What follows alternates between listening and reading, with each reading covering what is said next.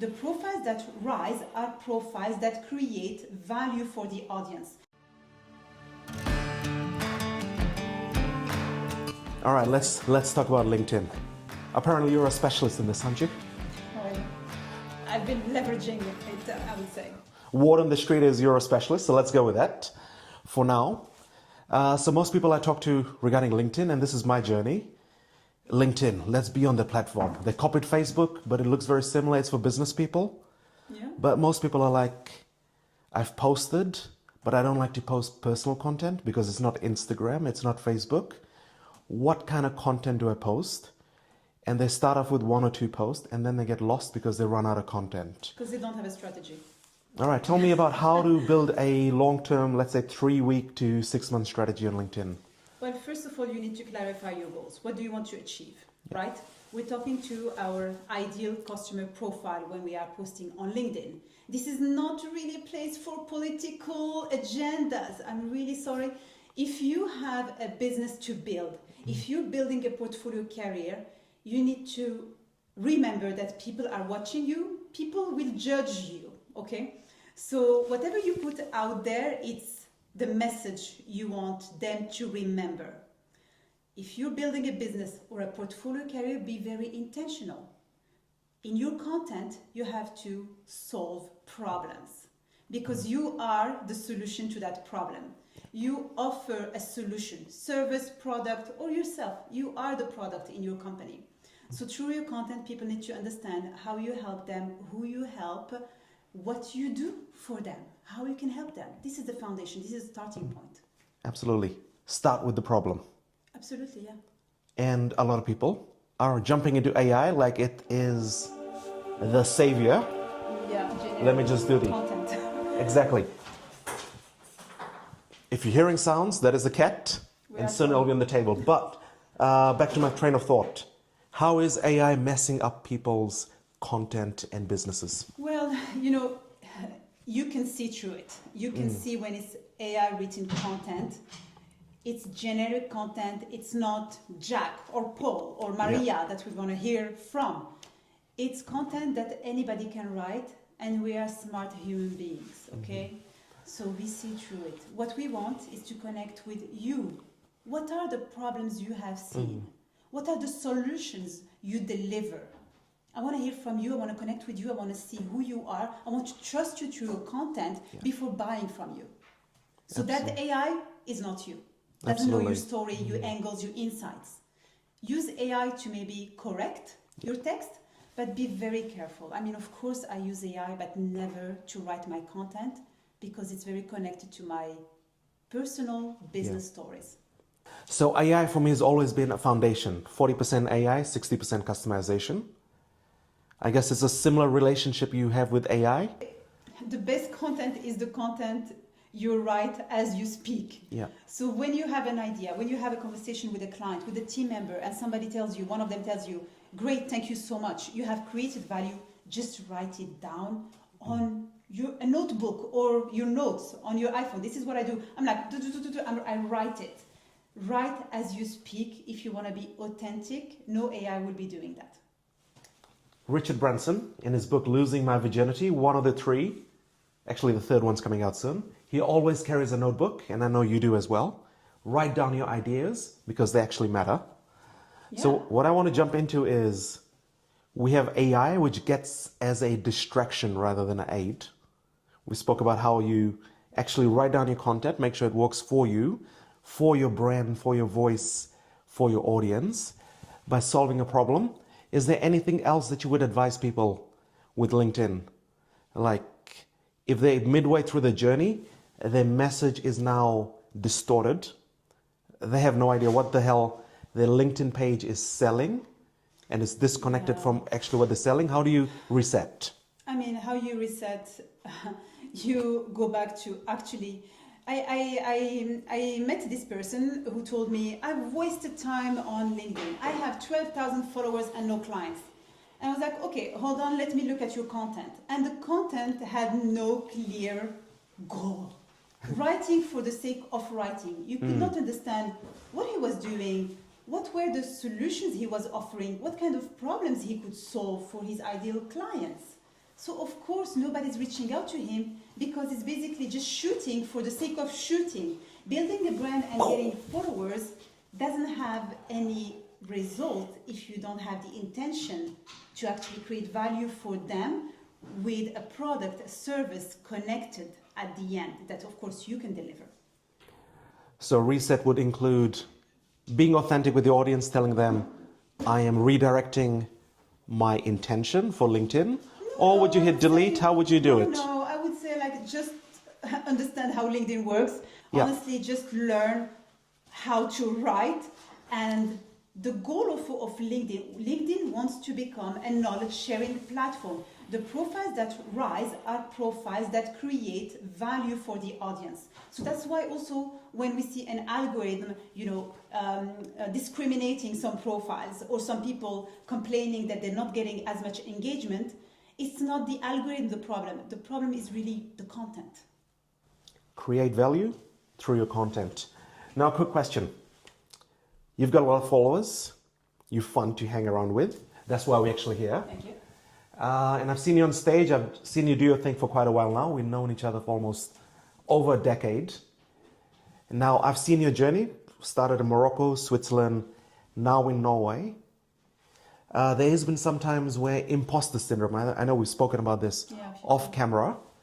There's a lot of viewers actually watching and they're worried about imposter syndrome. Yeah. How do you help? What do you advise? There's different things. I think you just say yes to things, first of all. So when I was offered to launch the hub.io today, the largest job platform for startups to recruit in the Nordics, I've never launched such a platform before. But I was like, yes, I'll do it. But of course, each time you reach a new level of growth, you're like, who am I to share that, how I've done it? Yeah. Who am I? But just the fact that you have been through a journey with learning, with failure, with successes is very valuable to others. And when you have others reaching out to you, seeking advice, but of course you need to put yourself out there to be available and for them to know that they can reach out to you, that's also validation. So just trust your experience, your life experience. Trust that you can create value and put yourself out there, because this imposter syndrome will always be there as soon as we get out of our comfort zone and it becomes a new comfort zone and we go into another uncomfort zone. So we learn to ride this roller coaster and to recognize this imposter syndrome and think, I've been there before, I can do it again. Self-belief. Yeah, of course, you need self-belief. You don't believe in yourself, how can you expect others to believe in you? Yep. And speaking about self-belief, they're haters. Yeah, they're good. Yeah. They're good. I know you got some comments on Instagram. The haters came after you. Yeah. I don't know how it is on LinkedIn compared to Instagram, the haters. Yeah, I mean, the haters are bigger on Instagram. Yep. Because they don't need to have a valid profile. They hide under a fake profile, 0 followers, 0 posts. None of the government ID-based profile, yes. I mean, Instagram, honestly, is such a tough place. I'm there now just for fun, for my friends and so on. LinkedIn is the place to be if you want credibility, if you want to run your business with LinkedIn. And yes, of course, once you expand, you will meet random people who show up in the comment section telling you, who are you to say this? What do you know? And then you reply, this is why AI will not replace you. Your content is authentic. It's your stories. It's the stories of clients. You don't need to tell their names, but it's stories, real stories. So you're coming with that credibility already. It has happened, these situations, these mini case studies you're posting. So no one can take this away from you. And then when you have some people like I had, who are you to say this? I'm like, I just experienced it last week. I'm just talking based on facts here. So, and don't worry about them. You need haters as well. If everybody loved you, it's a bit boring. You need, and honestly, it's a growth journey. You realize that you're really growing out of your comfort zone, and you're like, that's okay. It's okay. They can also share their own opinions. I always invite people to share their opinions based on their own experience. It's great. They shared, I shared. Absolutely. It creates engagement, which is great too. Any publicity is good publicity. Yeah. Pretty much, almost. And haters will come and go, but your voice, your message will continue to rise evolve and grow. Exactly. And I think we've spoken about it.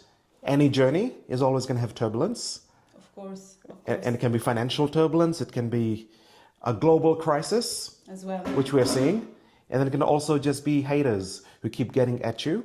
But eventually they will see your message and either embrace Haters you or come and drift go. away. Haters come and go. Yeah, you just got to ride that wave. That's what it is. So the final thing about LinkedIn we're going to have a conversation about is how long you been doing it now? Well, I bet on LinkedIn, moved away from Instagram and bet on LinkedIn 5 years ago. It's 2021. Learned, practiced, had to put myself out there, face the fears. And again, it's a muscle. You build it, you learn. You really need to learn. Please, you cannot guess the rules if you don't know the rules, if you haven't learned the rules. Myself, I got coached 5 years ago. And then I also, with that foundation, took it to the next level for myself because I learned other tools that I brought together that didn't exist 5 years ago, honestly. So learning, putting yourself out there, getting out of your comfort zone, this is the starting point. And today I'm almost at 50,000 followers. My business is run thanks to LinkedIn. That's the only channel we've been leveraging. It's working for me, so it can work for you too. Absolutely.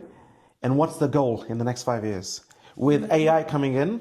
Authenticity. Authenticity.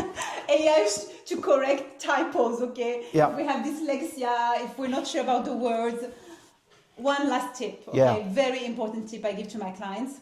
When you write a piece of content, if you were to be paid 100 euros for every word you remove, poof, poof, poof, how much money would you make? Because most of us write long sentences, repetitive words. This is not a master thesis. A LinkedIn post is not a master PhD, okay? Short, straight to the point, remove the unnecessary, the fluff.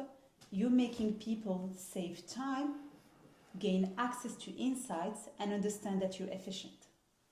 Absolutely. It tells them you know how to do the vibe engineering of using AI rather than AI using you to voice its own generic content, which we're seeing so much of.